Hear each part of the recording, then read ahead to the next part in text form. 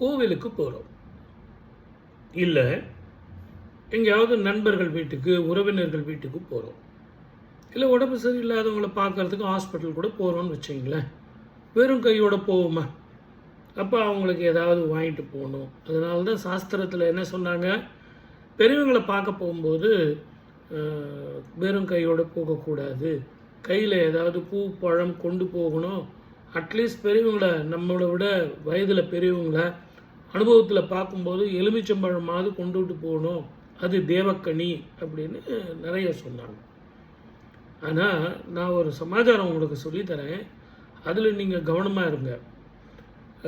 எங்கேயாவது யாகம் நடக்குது, ஹோமம் நடக்குது அப்படின்னா அதில் நம்ம கலந்துக்கிறோம் அப்படின்னு சொல்லும்போது அதில் என்ன பொருள் வாங்கி கொடுத்தா மிக உயர்ந்த லாபத்தையும் சந்தோஷத்தையும் நம்ம குடும்பத்துக்கு வந்து சேரும்.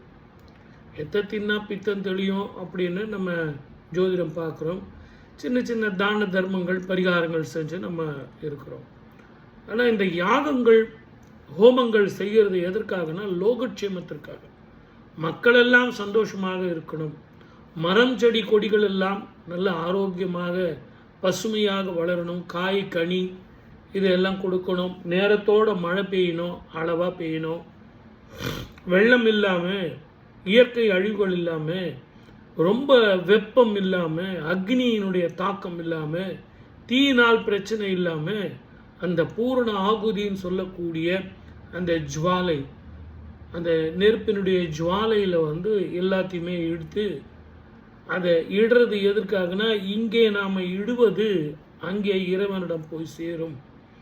தீயில எதை நம்ம கொடுக்குறோமோ அது போய் இறைவனிடம் சேரும் அப்படின்னு ஒரு நம்பிக்கை. அதனால தான் யாகம் ஹோமம் செய்கிறவங்களுக்கு அக்னிஹோத்திரர்கள் அப்படின்னு பேர். அந்த அக்னிஹோத்திரம் பண்ணுறது எதற்காக அப்படின்னா இறைவனிடத்தில் நேராக கொடுக்கணும். இதில் ஒரு சப் புரோக்கர் ஒன்று வச்சுக்கிட்டு நீங்கள் கொஞ்சம் வச்சுங்க, இதை சுவாமிகிட்ட கொடுத்துருங்க அப்படிங்கிறதுலாம் கிடையாது. இறைவனுக்கு நேராக போய் சேரும். அப்படி தான் நம்ம பெரியவங்க வந்து அந்த ஹோமம் யாகம் செஞ்சாங்க. இந்த அக்னிஹோத்திரம் செய்யறது கூட பிண்ட பிரசாதம் செய்யும்போது கூட அக்னிஹோத்திரம் செஞ்சு தான் மூதாதிரிகளுக்கு தர்ப்பணம் கொடுப்பாங்க. அப்படி இந்த அக்னிஹோத்திரம் ரொம்ப ரொம்ப உயர்ந்த நல்ல ஒரு பலனை கொடுக்கக்கூடியது, நம்ம குடும்பத்துக்கு நல்லது. இப்போ நீங்கள் என்ன தெரிஞ்சுக்கணும் அப்படின்னா, இந்த யாகத்துக்கும் ஹோமத்துக்கும் உங்களை கூப்பிடுறாங்க, தயவு செஞ்சு கூப்பிடணுங்கிற அவசியம் கூட கிடையாது. காதில் பட்ட உடனே முதல்ல கிளம்பிடுங்க, நெய் வாங்கிக்கோங்க, பசும் நெய் வாங்கிக்கோங்க. நான் பிராண்டட் நெய் வாங்குகிறேன் அப்படின்னு சொல்லிட்டு கண்ட கலப்பட நெய்யை வாங்காதுங்க, அது இருக்கிறதுலையே மிக பாவம். நான் வந்து நெய் வந்து ஒரு 5 கிலோ வாங்கி கொடுத்தேன் சார், 10 கிலோ வாங்கி கொடுத்தேன். ஒரு சில பேர் ரொம்ப கௌரவமாக ஒரு 25 கிலோ வாங்கி கொடுத்தேன் சார் அப்படின்லாம் பெருமை பேசுவாங்க. அது தவறு. 1 கிலோ வாங்கி கொடுங்க, 100 கிராம் வாங்கி கொடுங்க. அதை நல்ல ஒரு வெண்ணெயில் இருந்து எடுக்கப்பட்ட நெய்யா அப்படின்னு தீர விசாரித்து தெளிவாக தெரிஞ்சு அந்த நெய்யினுடைய பக்குவம் எப்படி இருக்குது, நல்ல ரவ ரவையாக இருக்கா, அது ரொம்ப மஞ்சளாக இல்லாமல் இருக்கா அப்படிங்கிறதெல்லாம் செக் பண்ணி அந்த நெய்யை வாங்கி அந்த நெய்யை எடுத்துகிட்டு போய் நீங்கள் ஹோமகுண்டத்தில் வந்து அந்த ஹோமகுண்டலம் செய்கிறாங்க இல்லைங்களா, அதை குண்டம் செய்யும்போது அவங்கக்கிட்ட எடுத்துகிட்டு போய் யாகம் அதில் இதையும் கலந்துங்க சேர்த்துங்க அப்படின்னு சொல்லுங்கள்.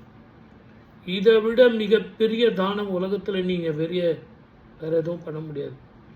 காசியிலையும் கயாலையும் ராமேஸ்வரத்திலையும் கிடைத்த அந்த புகழ் உங்களுக்கு வந்து சேரும்.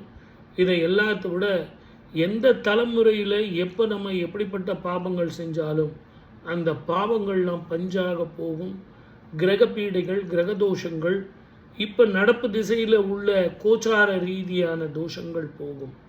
ஆகவே தான் பெரியவங்க சொன்னாங்க இல்லையா, அந்த யாகங்கள் நடக்குதுன்னு தெரிஞ்சால் உடனடியாக நம்ம போய் அதில் நம்ம கலந்துக்கணும்.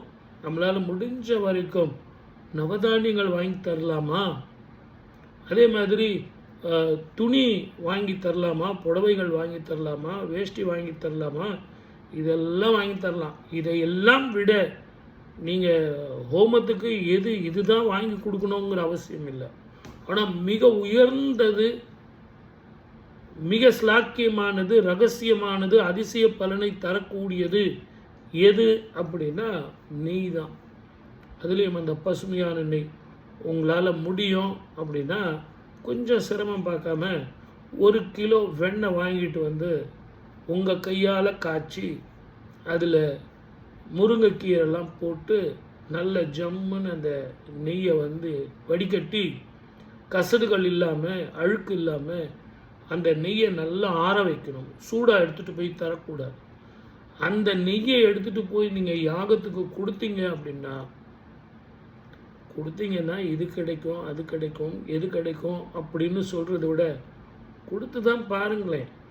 ஏன்னா எது கிடைக்கும் அப்படின்னு நம்ம நினச்சி நம்ம கொடுக்கறத விட என்னுடைய கடமை அந்த ஜுவாலாவில் நான் கலந்து கொள்ள வேண்டும், அந்த ஜோதியில் நான் கலந்து கொள்ள வேண்டும் என்பது தான் உயர்ந்த அன்பு பண்பு.